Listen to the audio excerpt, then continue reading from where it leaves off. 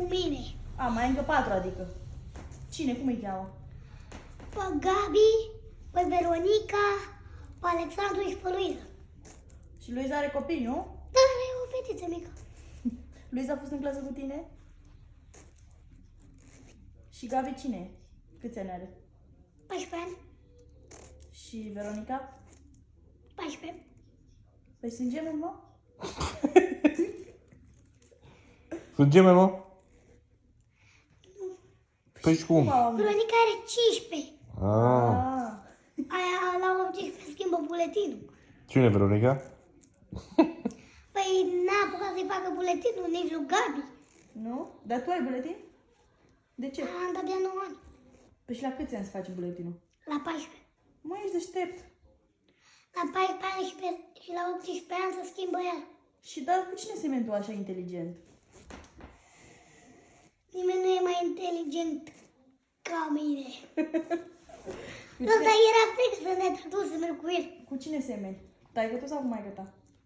Cu nimeni. Ei, trebuie să semeni cu cineva. Eu mai am un frate geamă. Da? Și cum îl cheamă? Treaba mea. Păi eu nu știu.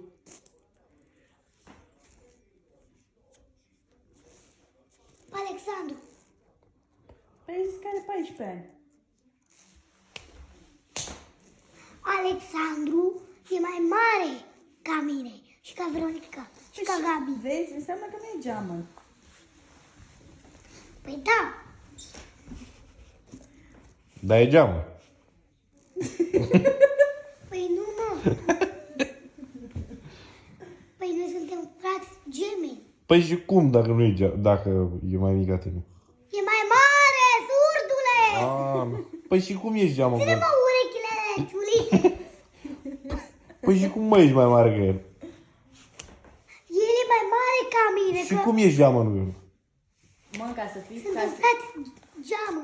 El e fratele meu geamă. Mă, Păi cum? ca să ai un frate geamăn trebuie să fie de aceeași vârstă cu tine.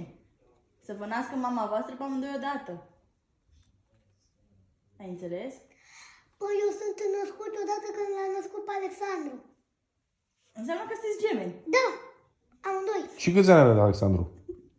Ulili. Câți ani are? Chiar nu știu câte ani are Alexandru. Păi tu câți ani ai? 14. Nu, Păi și el cât are?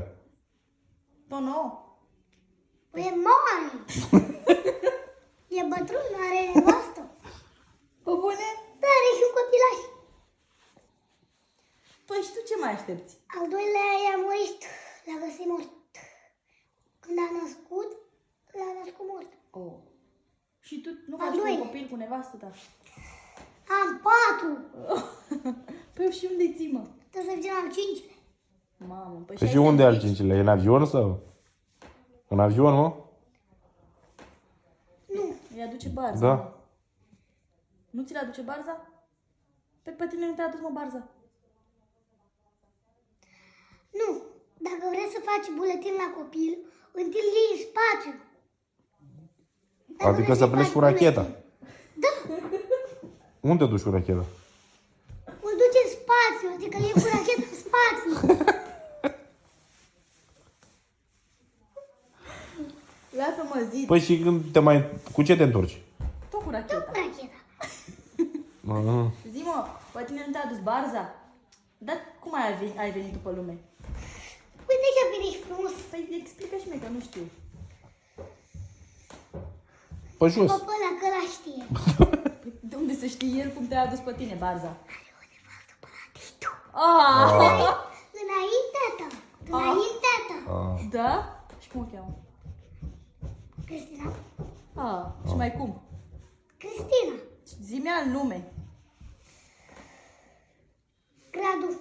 Cristina. Ah, bine că mi-ai spus-o, caut pe Facebook. Ah. Bă, tu spui toate alea ce fac eu? Da? Nu Îl mă, meriți. nu mă umblu cu tine niciodată. Ia. Mă, taci din gură. Hai, și mai are și alta, în afară de Cristina? Nu? Păi Da. pe la sau am eu. Dar ia zi, mă, Cristina a luat ceva de Dragobete? E la dânsul. Ce i-a luat? Aseară. Ce i-a luat? Un buchet de flori. Trandafiri sau garofițe? Carofite. Cu inel de cununie. Bă, mă lași cu diamant? Mamă, ce să mai fac eu acum? Zălin la omor.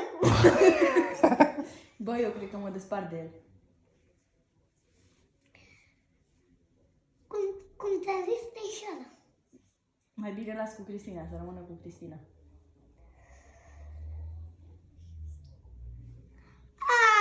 Am aflat. Așa să iubești cu Cristina? Păi da. Sora lui nevastă mea? Poate mama lui proces verbal.